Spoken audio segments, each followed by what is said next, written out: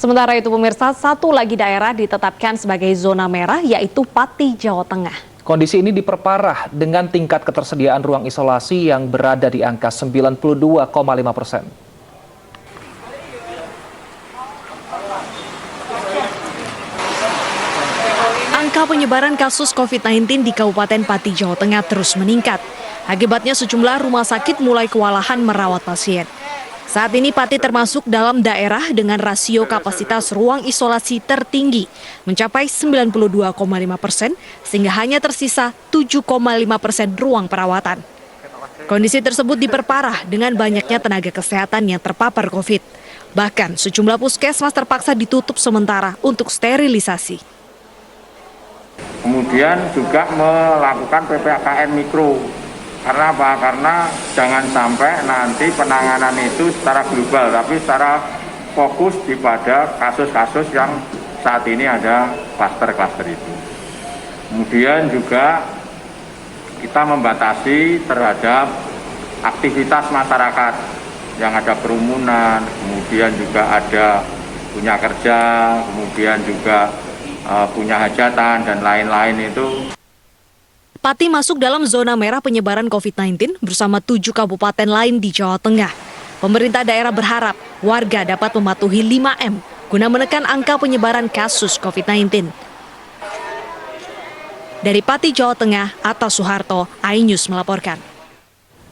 Dan untuk mengetahui data terkini dari wilayah Pati, perihal meningkatnya jumlah pasien COVID-19 di sana, sudah bersama kami Dr. Edi Sulistiono, tim Satgas COVID-19 Kabupaten Pati. Selamat siang, Dr. Edi.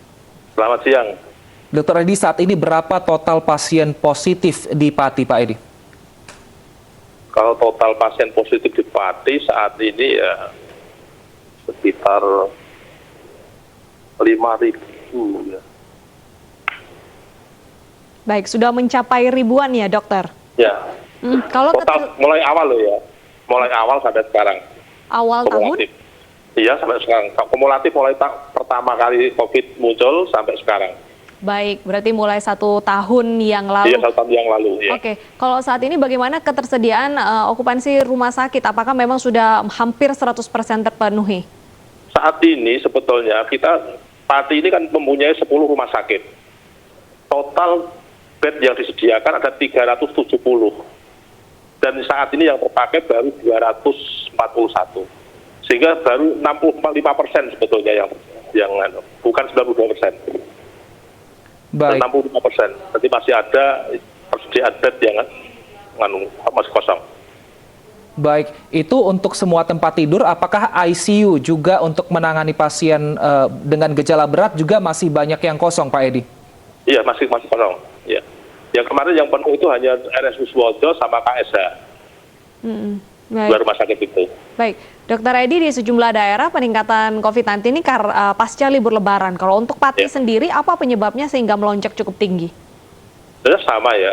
Jadi sebetulnya di awal tahun itu Januari kita turun, mulai Mei ada kenaikan setelah pasca Lebaran itu. Sehingga memang banyak mungkin pemudik yang pulang itu yang menyebabkan ada kenaikan.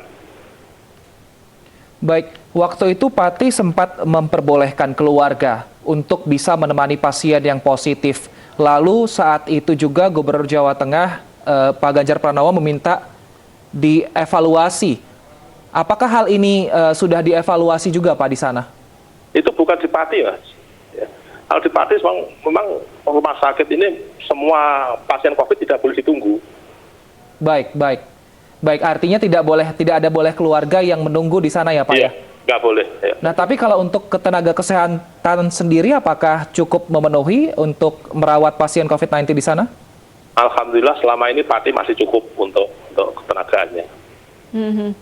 Lalu apa yang saat ini peraturan apa yang diberlakukan oleh pemerintah untuk menekan lonjakan kasus, Pak? Jadi kita tetap mengikuti surat edaran PPKM ya, itu mikro, itu yang tetap kita jalankan, dan juga ada Perbub yang mengatur untuk aktivitas masyarakat. Jadi ada penyekatan seperti itu ya, sistemnya penyekatannya seperti apa, Pak, aturan? Begini, penyekatan nggak punya kata yang gitu ya. Kita sebetulnya gini, jadi kita lakukan pemetaan sampai ke tingkat RT. Kalau di tingkat RT itu memang cukup tinggi, maka akan kita lockdown di RT itu. Berarti mikro lockdown seperti itu ya Pak ya? Iya, betul. Dan itu sudah kita lakukan 2 kali, waktu di Desa Korea Kalangan sama di Desa Sidokerto. Oke, apakah pemerintah Pati juga akan berkoordinasi dengan daerah terkait Pak untuk penyekatan ataupun juga untuk antisipasi ketersediaan rumah sakit jika nanti pasien cukup melonjak? Begini, jadi kita kemarin sudah berbicara dengan seluruh direktur rumah sakit. Kalau nanti ada lonjakan pasien, maka kita akan menambah jumlah bed lagi. Kesepakatan kita seperti itu. Dan untuk penyekatan kita nggak melakukan penyekatan, cuma kita lebih hati-hati kaitan dengan ini penduduk yang riwari ya, yang modal mereka bisa bekerja dari Kudus ke Pati atau daerah sekitar Pati ke Pati atau orang Pati yang keluar ke daerah-daerah itu yang kita lakukan tracing juga. Oke, apakah juga disediakan tempat isolasi yang terpusat di Pati mungkin bagi warga yang tidak bisa berisolasi di rumah masing-masing? Iya, ini sudah kita sediakan, sebetulnya kita sediakan di rumah sakit ada 60 tempat tidur untuk isolasi mandiri. Dan juga kita upayakan untuk di hotel yang dulu memang kita lakukan di hotel juga. Kita berupaya untuk menyediakan tempat isolasi mandiri yang terpusat.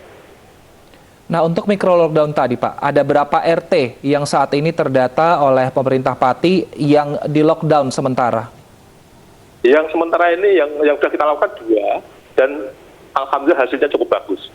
Jadi ada 2, satu desa di Desa Koyo Kalangan dan satunya di Desa Sidokerto dan hasilnya bagus.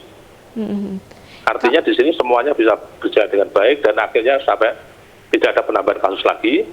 Itu. Kalau untuk aktivitas ekonomi dan perkantoran di Pati, apakah tetap berjalan normal atau ada aturan jam malam? Tetap berjalan normal, cuma ada untuk yang perekonomian yang yang tempat-tempat nongkrong malam itu kita batasi sampai jam 9 sementara ini. Baik, terima kasih Dr. Edi Sulistiono, tim Satgas COVID-19 Pati telah bergabung bersama kami di iNews Siang. Terima kasih.